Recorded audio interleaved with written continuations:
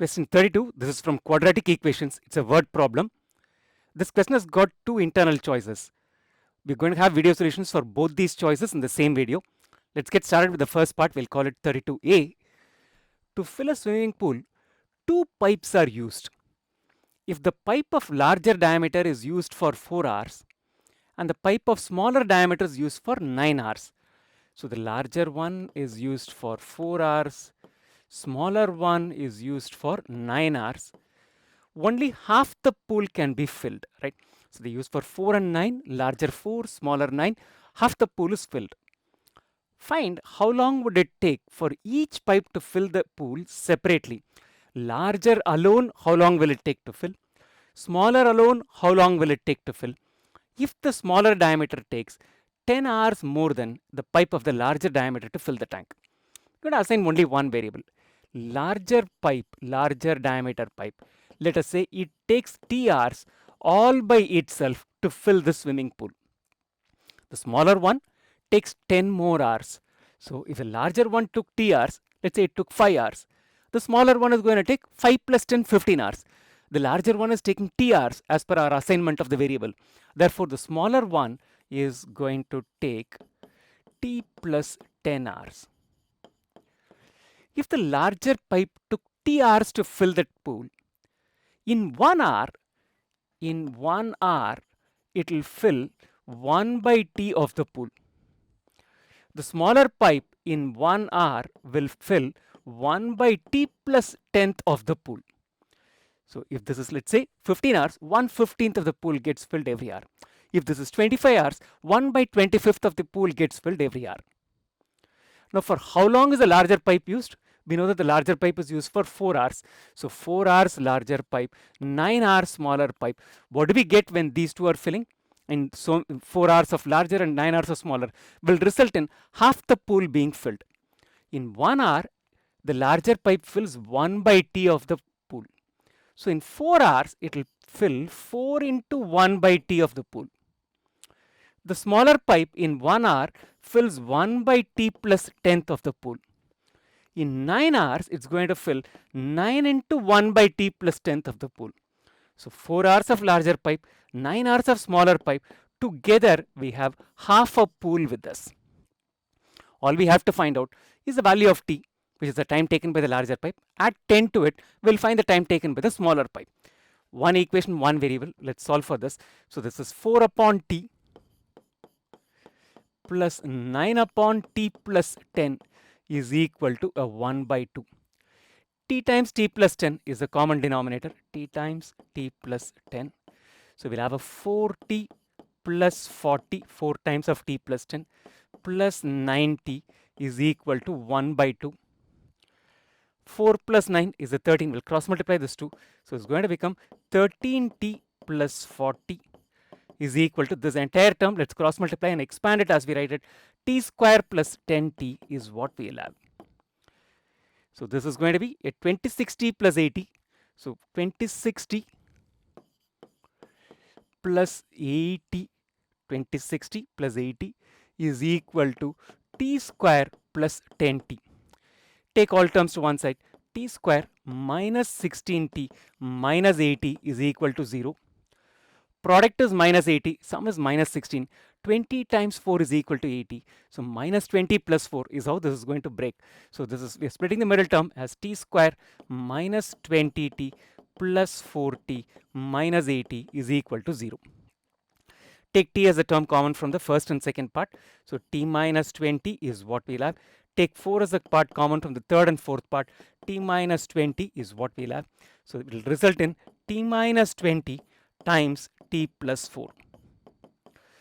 The product is equal to 0 when one of the terms is 0. If T minus 20 is equal to 0, then we have the value of T is equal to 20.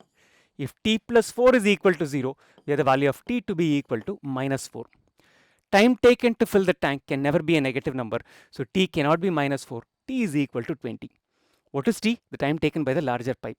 So larger pipe time is equal to 20 hours. Time taken by the smaller pipe is 10 more than this, T plus 10. So that is equal to 30 hours. So how long will each of these pipes take to fill the tank?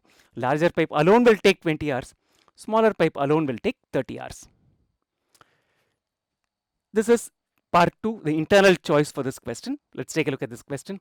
In a flight of 600 kilometers, an aircraft was slowed down due to bad weather. Its average speed for the trip was reduced by 200 kilometers per hour. Let's say its regular speed is equal to s kilometers per hour. It's now become s minus 200 is what they're saying. And the time of the flight increased by 30 minutes. We're talking about speed in kilometer per hour, distance in kilometers. So let's convert this. 30 minutes is equal to half an hour. So the flight time, how long does it take right now? Let's say it took 1 hour earlier. It's going to take 1.5 hours right now. It took 10 hours earlier. It's going to take 10.5 hours right now. It increased by half an hour. What we need to find out, find the scheduled duration of the flight. We need to find out how long was the original duration of this flight. Let's assign one variable. Let's just take this variable as s. This is the only variable we're going to work with. So 600 kilometers to travel that at s kilometers per hour normally should have taken 600 by s hours, right? This is the usual time. This is what finally we are trying to find out, the scheduled time, right? This is the final answer we want. Plug in the value of s, 600 by s should give us the answer. Now what has happened? Now because the speed has come down by 200, the time taken will be same distance divided by the reduced speed. This is the time it is taking. This is more time because the speed has come down. So this is the time, this time. Obviously this is half an hour more. So difference between these two values should be equal to half an hour. This is a larger number because it's taking more time. 600 by s minus 200 minus 600 by s. The normal time subtracted from the extra time, the more time taken scenario right now, is equal to whatever is the additional time that's taking right now. It's taking 30 more minutes, which is equal to half an hour. Why did we convert it into hour? Because the speed is in terms of kilometers per hour. So it makes sense to convert time into number of hours. So essentially, let's take s minus 200 and s as a common denominator. S minus 200 times s. So this is going to have 600 common between these two parts. S, minus of minus will make it as plus 200. This is equal to half is what we are left with. S gets cancelled with s. Cross multiply and solve for it. We'll essentially have 200, 600. This is going to make it essentially 2 times 600 times 200, right? 2 times 600 times 200 is equal to s into s minus 200. So if we expand it, s into s minus 200 will make it as x square minus 200s is what we'll have. Take all of them to one side.